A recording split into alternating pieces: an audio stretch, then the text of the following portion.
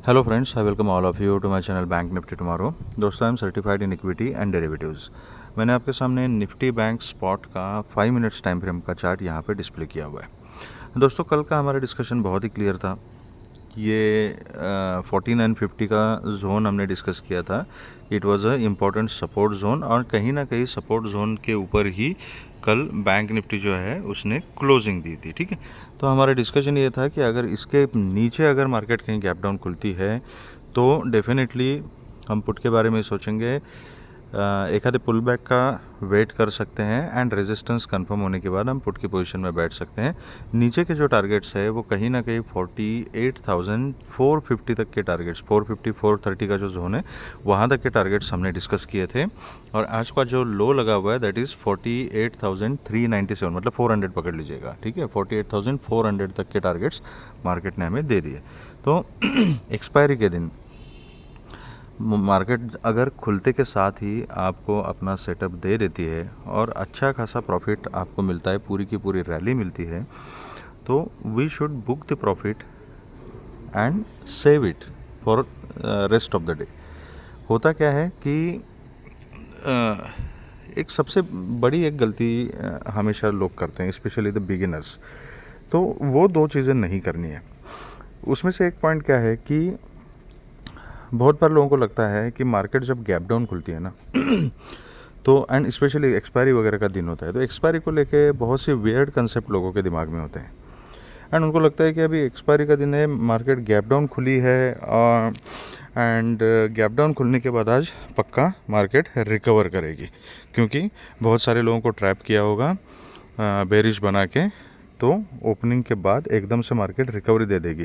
तो मैं कॉल में बैठता हूँ, तो वो ऐसे ही ब्लाइंडली कॉल लेके बैठ जाते हैं इन अ होप कि मार्केट अभी रिकवर होगी। देखो दोस्तों, ये कोई लॉजिक नहीं हुआ कि एक्सपायरी का दिन है, मार्केट गैप डाउन खुली है तो मार्केट रिकवर हो जाएगी। ऐसा कहीं नहीं लिखा हुआ है। मार्केट को अगर नीचे जाना है तो गैप डाउन खुलने के बाद भी मार्केट नीचे जा सकती है। How does it matter? 400 point gap down खुली, उसके बाद क्या 1000 पॉइंट का डाउनफॉल नहीं हो सकता मार्केट में? डेफिनेटली हो सकता है। तो हमने क्या करना है, सिर्फ लेवल टू लेवल ही काम करना है। ठीक है। दूसरी एक गलती करते हैं लोग कि गैप डाउन खुली, गैप डाउन खुलने के बाद एक डायरेक्शन में मार्केट चल पड़ी नीचे की तरफ, ओके, तो वो क्या करते हैं, वो सही डायरेक्शन में बैठ जाते हैं ट्रेड में।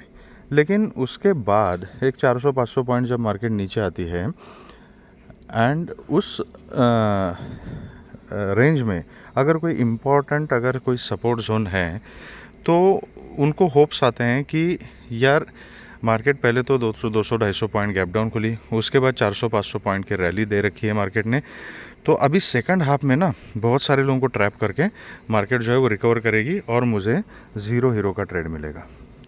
तो वो सही डायरेक्शन में बैठे हुए रहते हैं, अच्छा खासा प्रॉफिट भी करते हैं, लेकिन उस प्रॉफिट को सेव नहीं करते। कहीं ना कहीं सेकंड हाफ में 1 बजे के बाद, 1:30 बजे के बाद, 2-2:30 बजे के बाद ज़ीरो हीरो के चक्कर में क्या करते हैं, रिकवरी के होप में उल्टे डायरेक्शन में बैठ जाते हैं एंड मार्केट कभी रिकवरी देती नहीं, जैसे आज किया। आज भी बहुत देर तक जब मार्केट यहाँ पे कंसोलिडेट कर रही थी, ठीक है, मैंने अपने ग्रुप पे अपडेट किया था कि अगर शॉर्ट पोजीशन में बैठे हो तो it is better to book the profit. Reason क्या है, रिकवरी हो या ना हो वो तो मार्केट डिसाइड करेगी, लेकिन पोजीशन में बैठे रहोगे तो टाइम डिके ज़रूर होगा। तो अगर मोमेंटम ख़त्म हो जाता है, आपका प्रॉफिट भी वहाँ पे मारा जाता है, क्योंकि प्रीमियम डीके हो जाता है। तो इट इज़ बेटर कि जितना प्रॉफिट मिला है उसको पहले सिक्योर करो, सेव करो, बाद में अगर सेटअप मिलता है तो आगे की सोचेंगे। तो इसीलिए ये जब कंसोलिडेशन चल रहा था बहुत देर तक, तब मैंने ये चीज़ अपडेट की थी। अब यहाँ पे कुछ लोग रिकवरी के होप्स में भी बैठे थे कि यहाँ से अभी मार्केट रिकवर होगी। अगर मार्केट नीचे जा रही है और you are already in profit, why to think about counter trade? ठीक है, जनरली काउंटर ट्रेड के बारे में नहीं सोचना चाहिए। जो मिलता है उसको ले लो, उस प्रॉफिट को सेव करना पहले सीखो। एंड आज मार्केट ने कोई रिकवरी नहीं दी, उसके बाद फिर से एक डाउनफॉल देखने को मिला अच्छा खासा। अगर किसी का ज़ीरो हीरो ट्रेड आज के दिन में अगर बन चुका है ना, तो पुट में बैठा हुआ है, कॉल में आई डोंट थिंक सो किसी ने प्रॉफिट कमाया होगा। कॉमेंट सेक्शन में बताना आपका दिन कैसे रहा। ठीक है तो ये 2-3 पॉइंट जो है उसको ध्यान में रखना है कि मार्केट के साथ चलो, आपके ट्रेड प्रॉफिटेबल होने की जो प्रोबेबिलिटी है वो बढ़ जाएगी उससे। अननेसेसरी देखो, ऑप्शन ट्रेडिंग पहले ही अपने आप में एक बहुत बड़ा रिस्क है। ठीक है, बहुत बड़ा रिस्क है। इससे ज़्यादा रिस्क और कोई चीज़ नहीं हो सकती। और ऑलरेडी अगर आप एक रिस्की डोमेन में काम कर रहे हो एंड ऊपर से अगर आप काउंटर ट्रेड के बारे में सोचोगे ना, तो आप सोच लो कि कितने, मतलब कितना परसेंटेज से आप अपना रिस्क फैक्टर बढ़ा रहे हो। ठीक है, तो इस तरीके से आपको थोड़ा सा सोचना पड़ेगा एंड सेफली काम करना पड़ेगा। एनीवेज आगे किस तरीके से काम करना है, तो देखो दोस्तों, एक बार मैं डेली टाइम फ्रेम के ऊपर देखना चाहता हूँ कि एग्जैक्टली मार्केट अभी कर क्या रही है। थोड़ा सा देख लेते हैं। यस, ये देखो, चैनल की रिस्पेक्ट मार्केट ने नीचे से बॉटम से तो की थी, उसके बाद ऊपर गई। अब यहाँ पे दोनों चीज़ें थी कि एक तो बैंक निफ्टी के ऊपर पहुँचने से पहले निफ्टी ने ऑल टाइम हाई लगाया था, निफ्टी ने चैनल का रिस्पेक्ट अच्छे से किया था। बैंक निफ्टी ने इंस्टेड ऑफ दिस चैनल इस पैटर्न की रिस्पेक्ट की है। यहाँ पे ये डबल टॉप का जो पैटर्न बना है ना, लगता है कि डबल टॉप के पैटर्न की रिस्पेक्ट बैंक निफ्टी ने अच्छे से की है। नाउ अब अगर अब की बार ये नीचे अगर बैंक निफ्टी ट्रेड कर दिए, अब नीचे इमीडिएटली इंपॉर्टेंट लेवल्स कौन कौन से, एक तो ये 400 का जोन है एंड 400 को अगर क्रॉस करती है तो यहाँ पर 250 230 का जो जोन है दैट इज़ इंपॉर्टेंट सपोर्ट। इसको भी अगर मार्केट ब्रेक करती है तो कहीं ना कहीं 48,000 के आसपास जो है वो नीचे का चैनल का ट्रेंड लाइन आ जाएगा। एंड अब की बार अगर इस 48,000 के नीचे अगर मार्केट डेली बेसिस पे क्लोजिंग देती है, मतलब इस चैनल के बाहर अगर क्लोजिंग देती है एंड नेक्स्ट डे उसके नीचे ट्रेड करती है, तो अच्छा खासा नीचे का टारगेट अपने लिए खुल जाएगा। फिर ये जो नेक लाइन है ना, ये 47,000 का जो लेवल है, this is a neck line of this double top pattern. तो 47,000 तक मार्केट आ सकती है एंड 47,000 के नीचे और भी नीचे के टारगेट्स खुल सकते हैं। तो ये चैनल का जो रिस्पेक्ट मार्केट कर रही थी, ये टोटली नलीफाई हो जाएगा। अब एग्जैक्टली मार्केट क्या करती है आने वाले टाइम में पता चलेगा। एज ऑफ नाउ मार्केट जो है वो करेक्शन मोड में फिर से आ चुकी है। तो यहाँ पे मेरी स्ट्रैटेजी अभी सेल ऑन राइज की ही रहेगी।